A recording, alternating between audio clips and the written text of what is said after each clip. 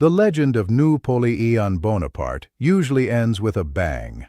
The thunder of cannons at Waterloo, the mud, the blood, and the final collapse of an empire.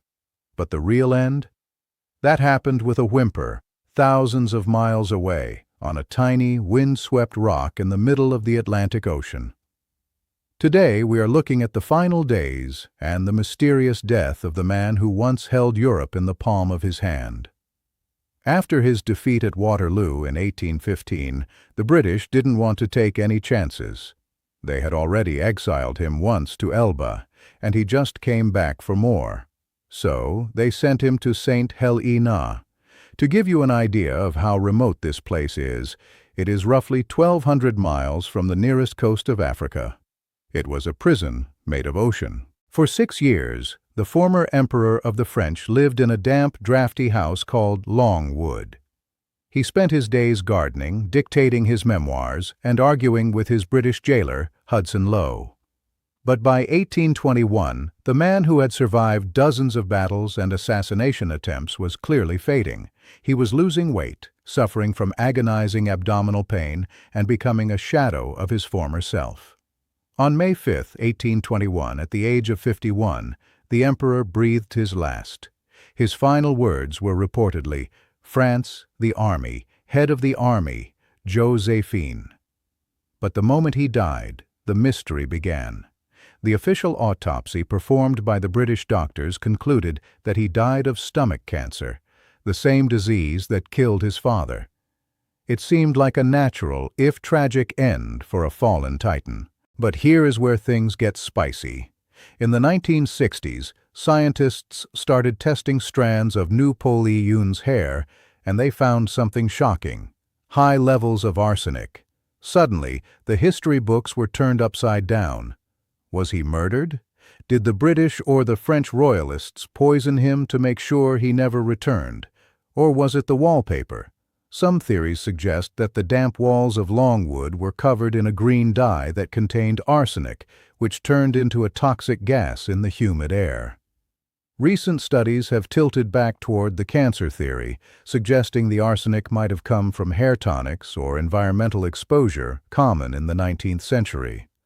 But for many, the mystery remains. Whether it was a biological failure or a cold-blooded assassination, the death of Napoleon marked the definitive end of an era. When his body was finally returned to France in 1840, hundreds of thousands of people lined the streets of Paris to watch him pass.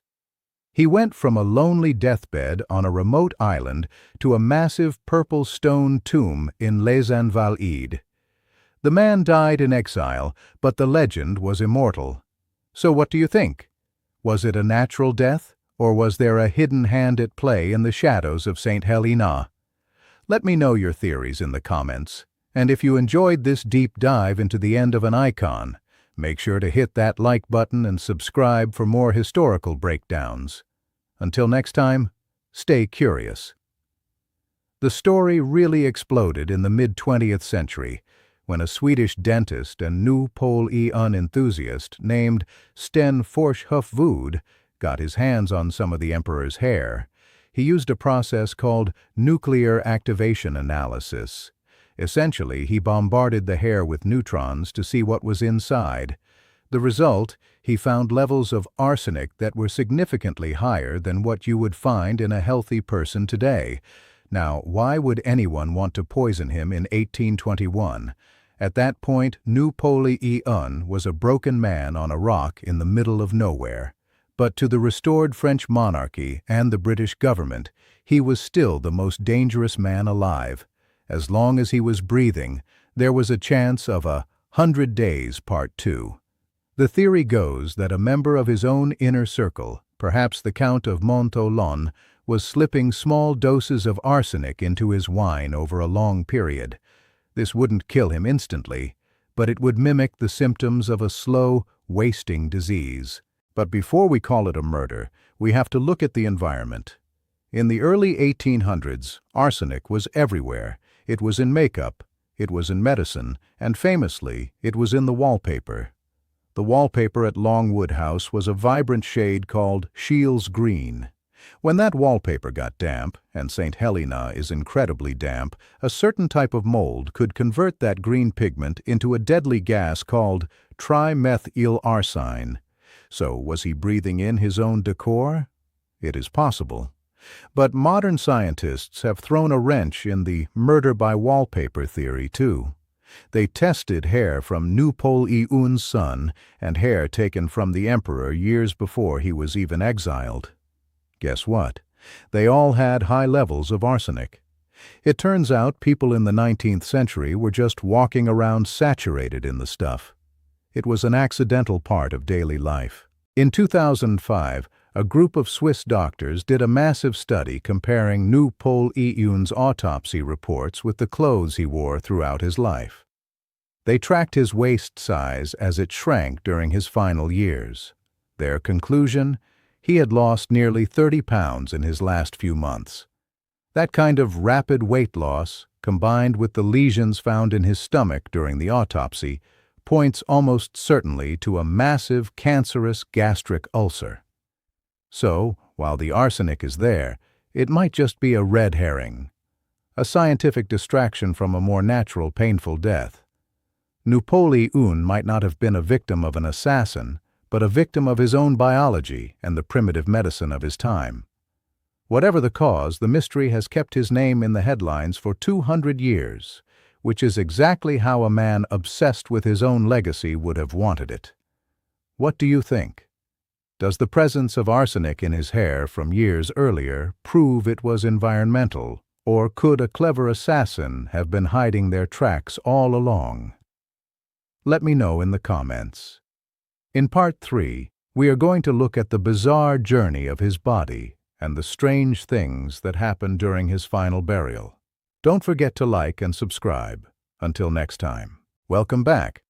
We have talked about the exile and the scientific mystery of the arsenic, but the story of Napoleon Bonaparte does not end with his death in 1821. In fact, what happened to his body is just as strange and dramatic as the battles he fought. This is Part 3, the return of the ashes and the bizarre rumors of the emperor's missing pieces. For 19 years, Napoleon lay buried on St. Helena in a nameless grave. The British governor had refused to let the word emperor be carved on the tombstone, so the French refused to put any name on it at all. He was left in a valley under a willow tree, guarded by the very soldiers who had been his jailers. But back in France, the legend was growing. By 1840, King Louis-Philippe realized that bringing Napoleon home was the only way to unite a restless nation. When they exhaled the body in October of 1840, something incredible happened. When the casket was opened, the witnesses gasped. Despite nearly 2 decades in the ground, the emperor's body was almost perfectly preserved. His uniform was still green, his boots were still polished, and his face looked like he had just fallen asleep. This incorruptibility fueled even more conspiracy theories. Was it the arsenic acting as a preservative, or was the body in the coffin a substitute? But as the body began its long journey back to Paris, a darker rumor started to circulate: the mystery of the missing relics. During the original autopsy in 1821, several organs were removed, including his heart and stomach, which were placed in silver jars. However, it is widely believed that the doctor, Francesco Antomarchi, took a little souvenir for himself. Specifically, a small piece of the emperor's private anatomy. This relic allegedly surfaced decades later at an auction in London and was eventually bought by a famous urologist in the 1970s. While it sounds like a tall tale, the journey of Napoleon's supposed little corporal has been tracked through various collections for a century. It is a bizarre, somewhat undignified footnote to the life of a man who once ruled the world. When the funeral procession finally reached Paris in December of 1840, the city was at a standstill.